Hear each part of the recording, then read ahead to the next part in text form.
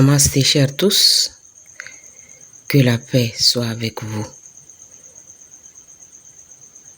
Nous parlons de la 4e partie de la grande initiation ou l'initiation de la peur. Et cette partie est intitulée l'importance du pardon. L'enseignement que nous avons toujours reçu, quelles que soient les traditions auxquelles nous appartenons, nous a toujours parlé de l'importance du pardon. Parce que le pardon est incontournable. Comme je l'ai dit, tout se passe aujourd'hui dans le sein de Dieu. Cette grande initiation se passe dans le sein de Dieu. Parce que même ces forces obscures qui sont là, qui jouent le rôle dans l'ombre, même ces forces obscures, elles sont également dans le sein de Dieu. Elles ne sont pas en dehors de Dieu. Et étant donné que nous sommes les cellules du corps de Dieu, nous sommes donc tous interconnectés et interreliés. Et c'est vrai qu'aujourd'hui c'est difficile pour certains qu'on parle du pardon, parce que face à toutes les souffrances auxquelles l'humanité est confrontée aujourd'hui, les brimades, les enfermements, à la cruauté, aux privations, à la violence quotidienne, aux mensonges. C'est vrai que l'homme peut être amené à haïr, à détester. Et c'est vrai qu'aujourd'hui, il y a un sentiment de haine, un sentiment de ressentiment, un sentiment de vengeance dont beaucoup parlent. Et ce sentiment-là, cette haine, cette violence qui est dégagée, pourrit l'atmosphère dans laquelle nous évoluons et renforce également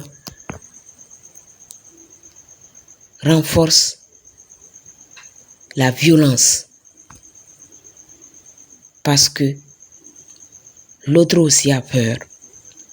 Face à la peur dégagée, face à la vengeance, à la haine ambiante, l'autre a peur et ça renforce encore sa violence. Alors, il faut dire que lorsqu'on écoute les messages ça et là, on dit « Ah, ces gens-là, demain, quand nous serons libres, nous allons les régler les comptes.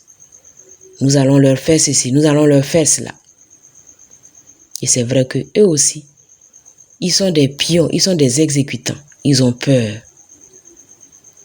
Et c'est ça qui augmente encore leur cruauté envers l'humanité.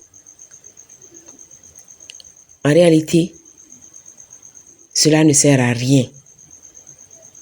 Cela ne sert pas à nos intérêts d'être dans la haine, dans la vengeance. Mais cela doit nous amener à ouvrir les yeux. Cela doit nous amener à retrouver notre souveraineté, à reprendre notre pouvoir intérieur et à harmoniser les choses extérieurement. La vengeance n'a pas lieu d'être aujourd'hui. Comme je l'ai dit, cette pandémie a montré qu'il y a des forces obscures qui, depuis des siècles et même des millénaires, contrôlent, manipulent l'humanité. Et cette pandémie a eu le mérite de montrer à la face du monde que voilà la triste réalité. Parce que, en réalité, on en parlait souvent, mais c'était comme si c'était un mythe, c'était comme si c'était pas vrai. Mais cette pandémie a montré toutes les racines, les tentacules que cette force a, que ces forces obscures a partout. Parce qu'au même moment, on a les mêmes décisions, les mêmes tentatives de contrôler l'humanité à travers cette fausse réalité. C'est pourquoi cette initiation doit amener les êtres humains à récupérer leur liberté. La vengeance n'a pas lieu d'être parce que chaque acteur joue son rôle. Chaque acteur a accepté ce rôle-là pour sortir de l'illusion de la matrice. C'est pourquoi il faut le pardon. Refuser de pardonner à l'oppresseur, c'est refuser de nous pardonner. Parce que comme je l'ai dit, nous sommes dans le jeu de la vie. Et chacun joue un rôle.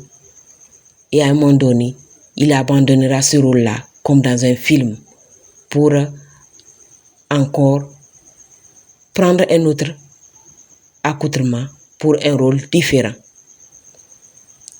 Donc, étant donné que nous sommes tous des cellules du corps divin, quel que soit le rôle que nous jouons, étant donné que nous sommes interconnectés, nous devons avoir de la compassion pour ces âmes qui ont choisi ce rôle sombre.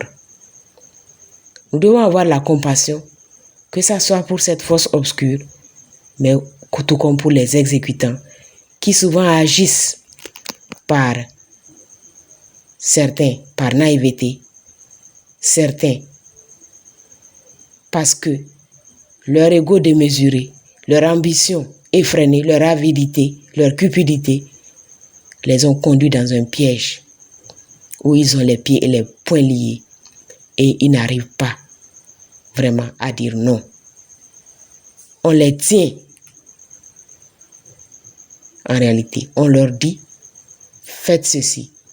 Et ils le font, même s'ils savent que cela ne répond pas au respect de la vie. Mais notre compassion les aidera à sortir de ce piège. Le pardon n'empêchera pas que chacun assume ses choix. Parce que souvent, c'est ça qui empêche l'homme de pardonner. Il pense qu'en pardonnant, tout est fini. Lorsque vous choisissez un rôle, vous l'acceptez, vous le jouez avec ses implications. Donc, le pardon n'empêchera pas que chaque âme assume ses choix.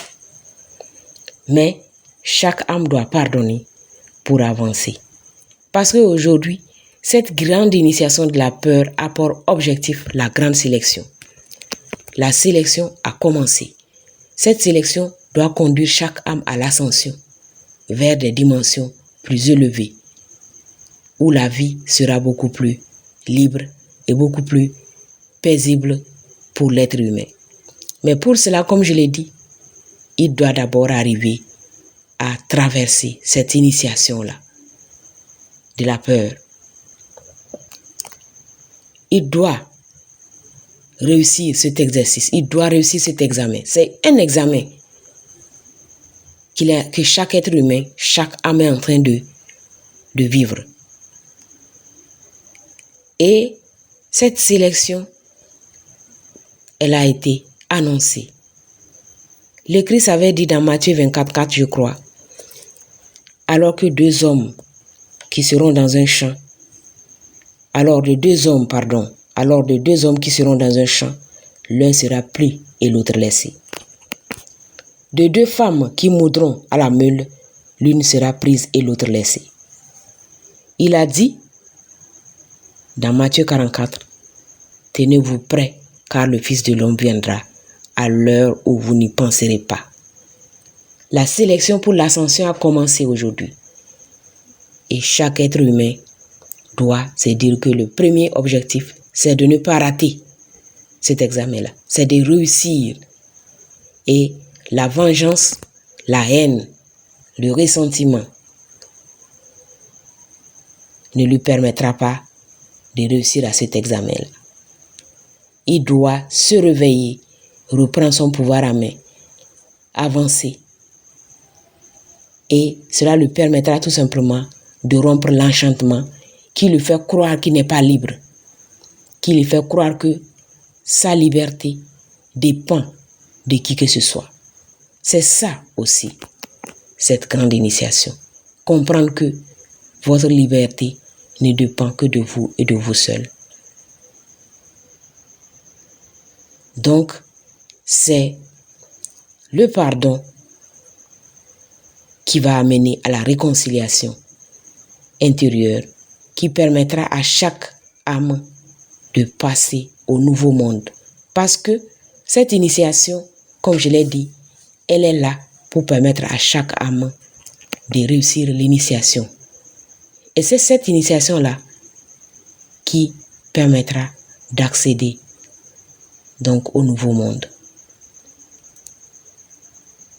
Donc, la question fondamentale qui est posée à partir de tout ce que nous avons dit en parlant de cette grande initiation, c'est cette question-là qui est posée à chaque âme où on lui demande, est-ce que tu veux vivre dans le nouveau monde?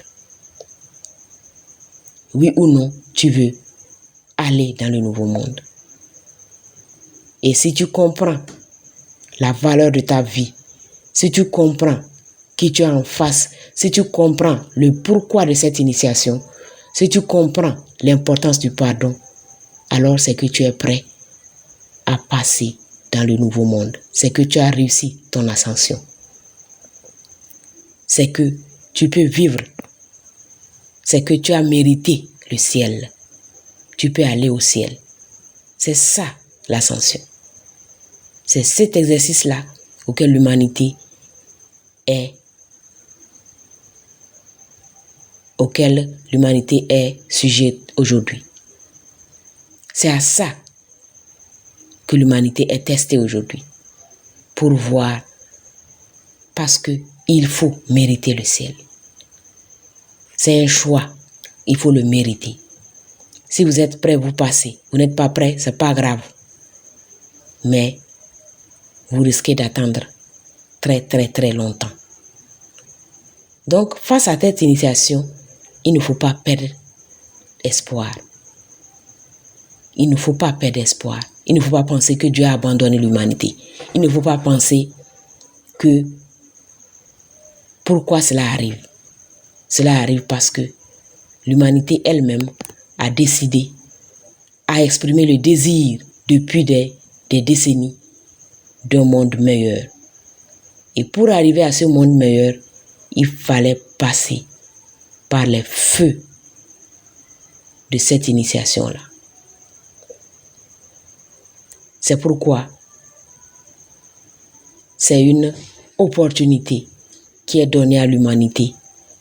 Et c'est pour cette raison-là qu'elle doit comprendre que, au-delà de ce qui se passe aujourd'hui, elle va accéder à une vie meilleure, à une vie merveilleuse. Et donc, elle ne doit pas perdre espoir parce que elle doit savoir que il y a du bon devant.